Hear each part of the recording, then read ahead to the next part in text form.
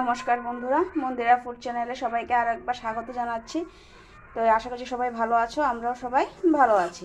তো আজকে আরেকটা নতুন রেসিপি নিয়ে তোমাদের সামনে চলে আসলাম। তো এই দেখো তেলাপিয়া মাছগুলো খুব বড় বড় ছিল, তো এইগুলোকে মাঝখান দিয়ে মা কেটে দিয়ে নিয়েছে।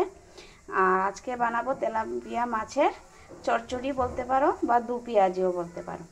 তো রেসিপিটা দেখতে থাকো তোমরা, আশা রাখছি রেসিপিটা অবশ্যই ভালো লাগবে।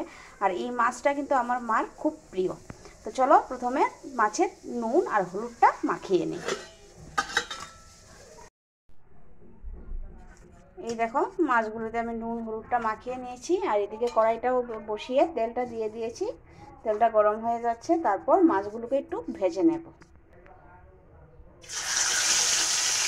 এই যে মাছগুলো দিয়ে দিচ্ছি। আর তেলাপিয়া মাছ কার কার পছন্দ অবশ্যই কিন্তু আমাকে কমেন্টস বক্সে কমেন্টস করে জানাবে। তো এই যে দেখো বন্ধুরা, মাছগুলোকে লাল লাল করে ভেজে নিয়েছি। আর এদিকে তো কড়াইটা বসানো আছেই, এখন দিয়ে দেবো তরকারিটা বানানোর জন্য তেল। দিয়ে দিচ্ছি কাচ্চিঘানি সরিষার তেল, আজকে সরিষার তেলে রান্নাটা করব। দিয়ে দিলাম তেল, তেলটা গরম হয়ে যাক। তেলটা গরম হয়ে গেছে, দিয়ে দিচ্ছি পেঁয়াজ। তরকারিটা রান্না করছি।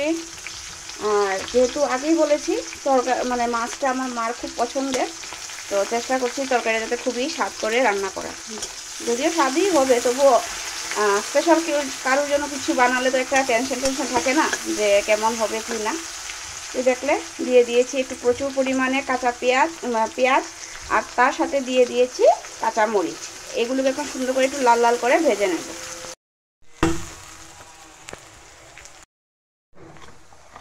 তো এখন কিছু মশলা অ্যাড করছি। প্রথমে দিয়ে দিচ্ছি পরিমাণ মতো নুনটা,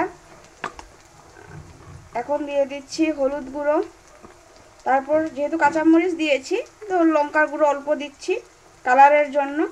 আর আমি একটু রসুন বাটা দিয়েছি, সেটা কিন্তু তোমাদের বন্ধুরা দেখাতে ভুলে গেছি। তো মশলাগুলো দিয়ে দিয়েছি, সবগুলোকে একসাথে ভালো করে কষিয়ে নেব। কষানোর আগে এর মধ্যে দিয়ে দিচ্ছি একটু টমেটো। এই যে দিয়ে দিচ্ছি বেশ পরিমাণ টমেটো। সবগুলোকে একসাথে একটু কষিয়ে নেব, সামান্য পুড়ে যাতে না যায় তার জন্য দিয়ে দিচ্ছি সামান্য পরিমাণ জল। সবগুলোকে একসঙ্গে ভালো মতো কষিয়ে নেব। টমেটোটা দিলে ফ্লেভারটা খুব ভালো আসে। এখন কষানোর পালা। এই দেখো বন্ধুরা, টমেটোটা প্রায় গলে গেছে, আরও ভাজা হবে। ঠিক এই সময় দিয়ে দেব আমি এখানে এই যে বেশ পরিমাণে আদা বাটাটাও এখন ভালো মতো এটার সাথে মিশিয়ে নেব, মিশিয়ে সুন্দর করে কষিয়ে নেব।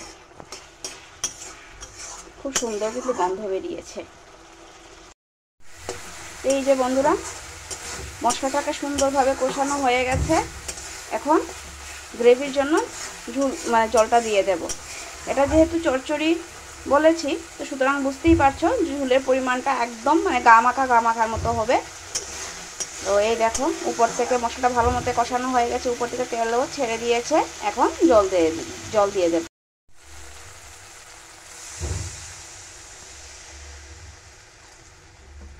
এই যে আমি এতটুকু দিলাম, তোমরা তোমাদের পরিমাণ অনুযায়ী দিয়ে দেবে। এখন ঝুলটা ফুটে গেলে দিয়ে দেব ভেজে রাখা মাছটা।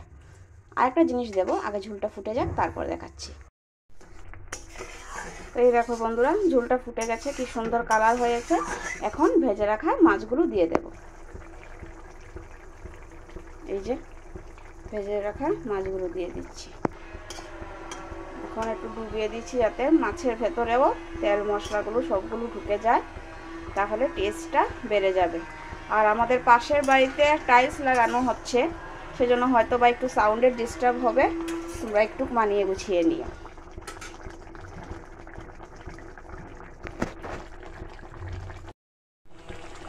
তরকারিটা প্রায় হয়ে গেছে, এখন নামিয়ে নেব। নামানোর আগে বলেছিলাম না একটা জিনিস দেব, এই যে ধনিয়া পাতা। এটা দিলে মাছের ঝোল বা তরকারি বলো, যে কোনো তরকারি বলো, টেস্ট দ্বিগুণ হয়ে যায়।